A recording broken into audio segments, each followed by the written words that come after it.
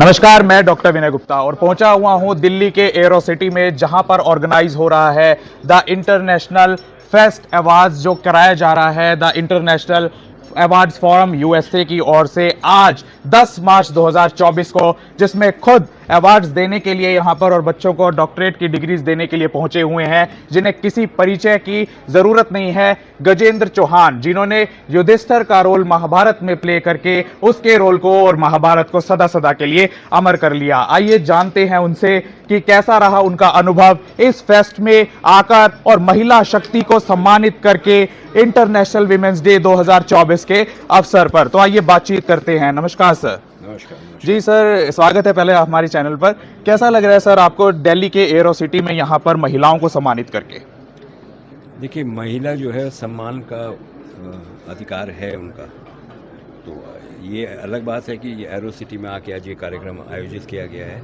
मैं डॉक्टर के शर्मा का बहुत हृदय से धन्यवाद करना चाहता हूँ कि मुझे इस कार्यक्रम में बुलाया और मुझे ये मौका दिया कि मैं देश की महिलाओं को, जो चंद महिलाएं हैं जिन्होंने ख्याति प्राप्त की है, जिन्होंने एक मुकाम हासिल किया है, उनको मैं सम्मानित कर सकूं। ये मेरा सौभाग्य है।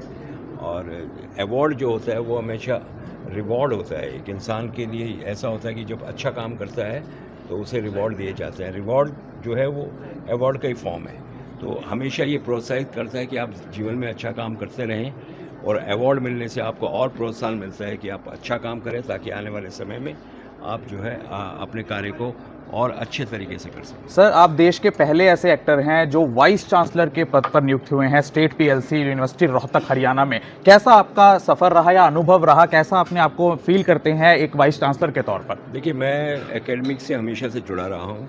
मैं 2015 में मोदी सरकार ने मुझे एफटीआई के चेयरमैन भी बनाया था जी। और मज़े की बात यह है कि जब उसकी रिपोर्ट पार्लियामेंट में सबमिट हुई, इतना हंगामा होने के बाद में, उसमें यही कहा गया the best work was done during the tenure of Gajendra Chauhan at FTI. तो ये लिए मेरे बहुत सम्मान की बात है, गौरव की बात है, गर्व की बात है। और अब मुझे एक और जिम्मेदारी सरकार ने दी है जी। मैं खट्टर साहब का, स्टेट गवर्नमेंट का और सेंट्रल गवर्नमेंट केंद्रीय हमारा जो नेतृत्व है उनका धन्यवाद करना चाहता हूँ कि उन्होंने मेरे ऊपर विश्वास जताया है कि मैं इस काम को अच्छे से संभाल सकूं। मुझे 2 साल हो गए हैं, मेरा टर्म 3 साल का है, और मैंने बहुत सारे बदलाव जो है अपनी यूनिवर्सिटी में लाए हैं। अभी आने वाले समय में हम एनईपी भी लागू कर रहे हैं, न्यू एजुकेशन पॉलिसी 2020 के ऊपर हमारा काम चल रहा है। तो मुझे लगता है 2024 के अंदर ही हम जो 2030 का टारगेट है उसको 2024 में हम कंप्लीट कर पाएंगे और देश को शिक्षा के माध्यम से एक नई दिशा दे पाएंगे। जी, 2024 में राम मंदिर में रामलला की मूर्ति में प्राण प्रतिष्ठा नरेंद्र मोदी जी ने कर दी। क्या कहना है उस पर महाभारत के युधिष्ठिर का? मैं साक्षी हूँ उस क्षण का। जी। अपने आप को सौभाग्यशाली मानता हूँ कि मैं उस क्षण का साक्षी हूँ। और मेरे सामने जब प्रभु श्री राम के प्राण प्रतिष्ठा हुए, तो एक तो सबसे खूबसूरत फीलिंग वहाँ ये थी कि सबकी आंखें नम हो गई थी। जी। मेरी भी आंखें नम हो गई थी, क्योंकि एक सपना जो भारतवासियों ने 500 साल से जिसका इंतज़ार था, वो सपना पूरा हुआ। उस सपने को पूरा करने के लिए किस किस ने अपनी श्रद्धांजलि दी है, किस किस ने अपनी शहीदी दी है।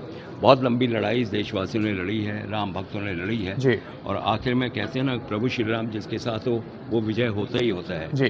तो वो अद्भुत कार्यक्रम मेरी आंखों में आज भी बसा हुआ है और मैं उस क्षण को याद करके अपने आप को सौभाग्यशाली समझता हूं। जी, तो सही कहा गजेंद्र चौहान ने that the best work is done in the tenure of mister Narendra Damodar Das Modi. कि आज हम देख रहे हैं भारत की महिलाएं इंटरनेशनल फोरम पर भी अवार्ड पा रही हैं, इंटरनेशनल विमेंस ग्लोरिया अवार्ड्स के तहत। तो कैसी लगी आपको ये खास पेशकश? कमेंट और लाइक और शेयर करके बताइएगा जरूर। मैं डॉक्टर विनय गुप्ता, दिल्ली के एरो सिटी से। वंदे मातरम, भारत माता के जय।